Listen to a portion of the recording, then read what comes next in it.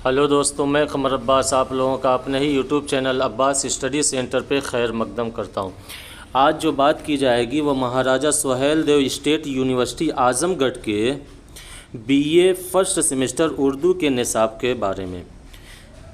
BA साल अव्वल पहला सेमेस्टर निसाब का मुकम्मल तारुफ़ कराया जाएगा।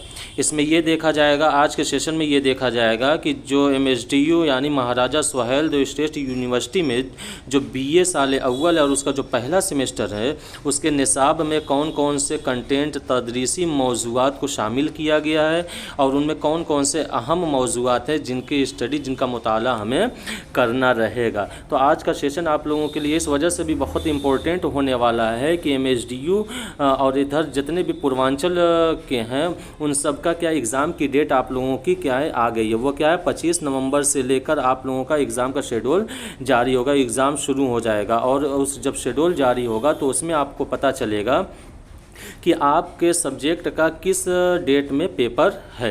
तो आज क्या है कि बीए साल अव्वल पहला सेमेस्टर उर्दू के सिलेबस यानी निसाब का तारुफ़ कराया जाएगा और इंशाअल्लाह अगली वीडियो जो होगी वह इसी क्रम में जो आपके निसाब होंगे उसी क्रम में अपलोड की जाएंगी।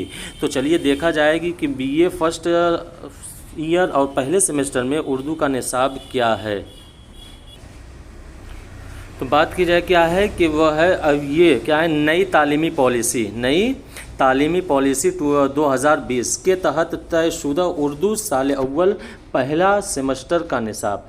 अब कहने का मतलब ये है कि ये जो नई तालीमी पॉलिसी है जिसको लागू कब किया गया है 2020 में, और इस NEP के लागू होने के बाद हर एक यूनिवर्सिटी के निसाब में आपको मुख्तलिफ़ तरीके के चेंजिंग देखने को मिलेंगे और इसी तर्ज पे MSDU के उर्दू के निसाब में भी आपको परिवर्तन देखने को मिला है। और जितने भी अब यूनिवर्सिटीज़ में जो निसाब चलाए जाते हैं वह किसके आधार पे होते हैं, वह NEP 2020 यानी नई तालीमी पॉलिसी 2020 ही के तहत वो चलाए जाते हैं। जो MSDU का उर्दू का जो पहले सेमेस्टर का जो पर्चे का उन्वान है वह क्या है कि उर्दू ज़बान व अदब की तारीख़ और क़वाइद व इंशा, यानी जो उर्दू साल अव्वल और पहला सेमेस्टर का जो उर्दू का पेपर का नाम क्या है, उस पेपर का नाम क्या है उर्दू ज़बान व अदब की तारीख़ और क़वाइद व इंशा।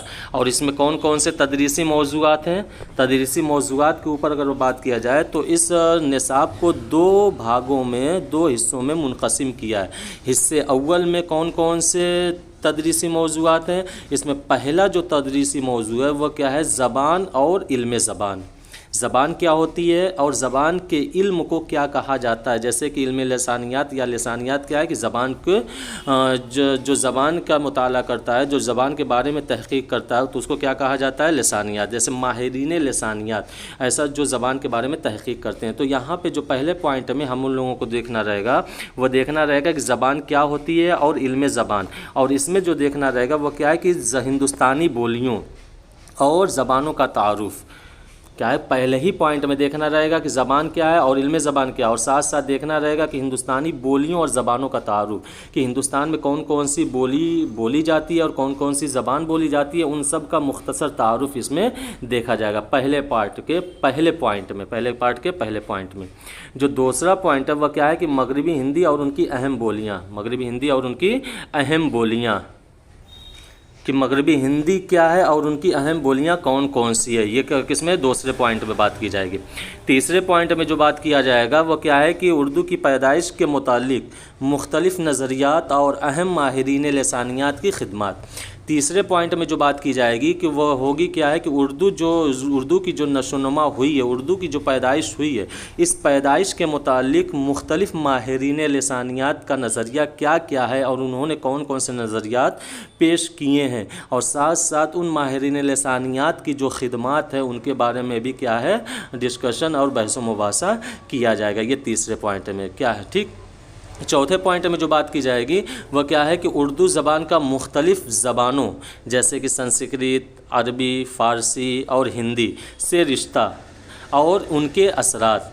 यहाँ पे जो चौथे पॉइंट में ये बात की जाएगी कि उर्दू जो ज़बान है इस ज़बान का, उर्दू ज़बान का मुख्तलिफ़ ज़बानों जैसे संस्कृत से इसका क्या रिश्ता है, अरबी से इसका क्या रिश्ता है, फ़ारसी से इसका क्या रिश्ता है और हिंदी से इसका क्या रिश्ता है। और रिश्ता देखने के साथ साथ इस वाले पार्ट में ये भी चर्चा की जाएगी कि संस्कृत, अरबी, फ़ारसी और हिंदी का क्या असर उर्दू पर पड़ा है।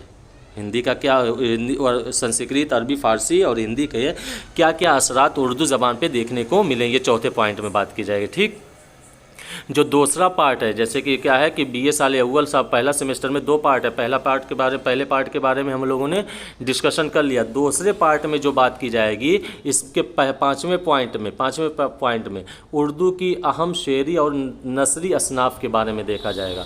और वह कौन कौन सी अहम शेरी और नसरी असनाफ़ हैं?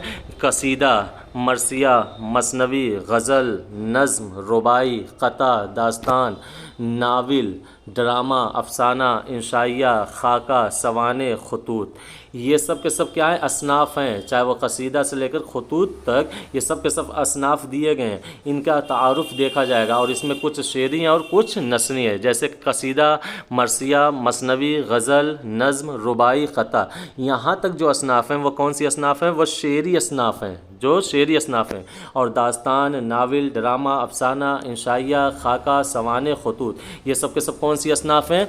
ये नसरी असनाफ़ है। इनका तारुफ देखा जाएगा, यानी इसमें इस वाले 5वें पॉइंट में ये देखा जाएगा कि कसीदा क्या होता है और उसके अज्ज़ाए तरकीबी कौन कौन से हैं और उनकी खुसूसियात क्या है।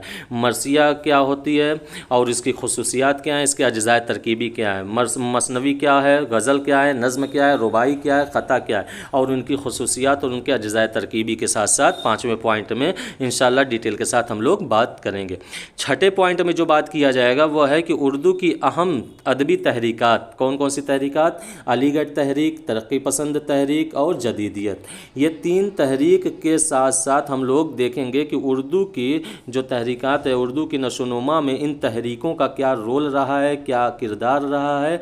अलीगढ़ तहरीक ने क्या अपना किरदार निभाया है, तरक्की पसंद तहरीक क्या होती है और किस तरीके से अपना किरदार निभाया है, और जदीदियत का क्या रोल है अदबी उर्दू की नशोनुमा में। ठीक, जो 7वें पॉइंट में बात की जाएगी वह की जाएगी कि उर्दू के दबिस्तानों और मराकिज़ में उर्दू ज़बान व अदब का फ़रोग़। अब क्या है कि उर्दू के दबिस्तान, जैसे कि देखा जाए तो उसमें दबिस्तान दिल्ली और दबिस्तान लखनऊ जो कि बहुत ही मशहूर हैं उर्दू के दबिस्तानों में, उसको देखा जाएगा कि दबिस्तान दिल्ली और दबिस्तान लखनऊ, और साथ साथ फोर्ट विलियम कॉलेज और दिल्ली कॉलेज, ये दोनों क्या है? ये मरकज़ हैं। क्या है? मरकज़ है। इनका किरदार क्या रहा है, किस मैदान में? उर्दू ज़बान व अदब के फ़रोग़ में इन्होंने क्या भूमिका निभाई है। इस वाले पॉइंट में ये देखा जाएगा कि दबिस्तान दिल्ली क्या है, दबिस्तान लखनऊ क्या है, फोर्ट विलियम कॉलेज ने किस तरीके से अपने किरदार निभाया है उर्दू ज़बान व अदब के फ़रोग़ में, और दिल्ली कॉलेज ने किस तरीके से अपना किरदार निभाया है कहाँ पे? उर्दू ज़बान व अदब में। तो इसमें डिटेल के साथ हम लोग बात करेंगे 7वें पॉइंट में। 8वें पॉइंट में जो बात किया जाएगा वो क्या है कि उर्दू कवायद का बुनियादी इल्म। इसमें आप कवायद के बारे में, जैसे कि हम लोगों का जो पेपर है ना कि क्या है, तो उर्दू ज़बान व अदब की तारीख़ और कवायद व इंशा, अब यहाँ से कवायद का चैप्टर चालू हो जाएगा 8वें पॉइंट से। ठीक, और इसमें देखा जाएगा कि हर्फ क्या होता है, लफ्ज़ क्या है, इस्म क्या है, ज़मीर क्या है, फ़ेल, फ़ाइल, मफ़ूल, सिफ़त, मुहावरा और ज़रबुल अमसाल, ये क्या होते हैं, और साथ साथ इसकी तारीफ़ के साथ साथ इसकी मिसाल के ऊपर भी क्या है, बहस की जाएगी कि हर्फ क्या होता है, मा तारीफ़ व मिसाल, मा तारीफ़ व मिसाल, लफ्ज़ क्या है, मा तारीफ़ व मिसाल, इस्म क्या होता है, मा तारीफ़ व मिसाल। ठीक, तो इसी तरीके से ये जितने भी क्या है कि इस्तिलाहात हैं, चाहे वह हर्फ हों, चाहे वो लफ्ज़ हो, इस्म हो, ज़मीर हो, फ़ेल, फ़ाइल, मफ़ूल वगैरह वगैरह हो, सबकी तारीफ़ात के ऊपर हम लोग बात करेंगे, और मिसाल के। ठीक,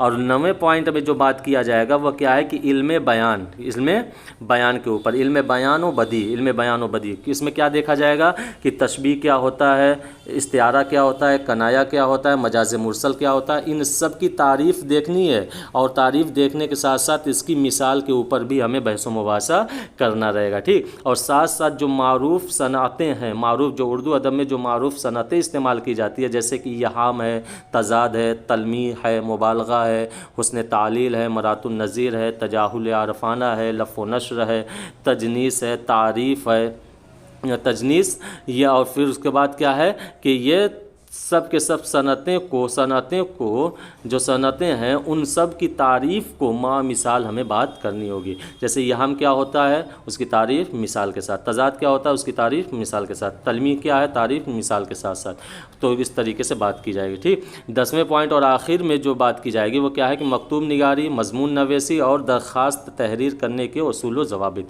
आप लोगों के पेपर में कोई ना कोई एक छोटी छोटी दरख्वास्त लिखने को ज़रूर आएगी, या क्या है कि फ़लाँ की तबीयत ख़राब है या फ़लाँ प्रिंसिपल के नाम कोई एक दरख्वास्त लिखिए। तो वो जो कि लास्ट चैप्टर में हम लोगों के है कि मजमून निगारी और मजमून नवेसी और दरख्वास्त तहरीर करने के उसूल व ज़वाबित के ऊपर बात किया जाएगा। तो मुझे उम्मीद है कि आज का सेशन आप लोगों को बहुत ही पसंद आया होगा। तो ये पूरा का पूरा जो सेशन था वह क्या था कि BA साल अव्वल का पहले सेमेस्टर का निसाब का तारुफ था। और इंशाअल्लाह जो आगे की वीडियो जो आप लोगों को दी जाएगी वह क्रमबद्ध तरीके से दी जाएगी, जिस तरीके से आज आपका तारुफ कराया गया। तो अगली वीडियो में हम लोग बात करेंगे क्या है कि ज़बान और इल्म ज़बान, हिंदुस्तानी बोलियों और ज़बानों का तारुफ के ऊपर। तो आप लोग अपनी तैयारी जारी रखें, क्योंकि 25 नवंबर से आप लोगों का एग्ज़ाम होने वाला है और कुछ ही दिन के बाद आप लोगों का एग्ज़ामिनेशन फॉर्म भी भरा जाना शुरू हो जाएगा। तो मिलते हैं अगली वीडियो में एक नए सेशन के साथ, जो कि होगा ज़बान और इल्म ज़बान के ऊपर।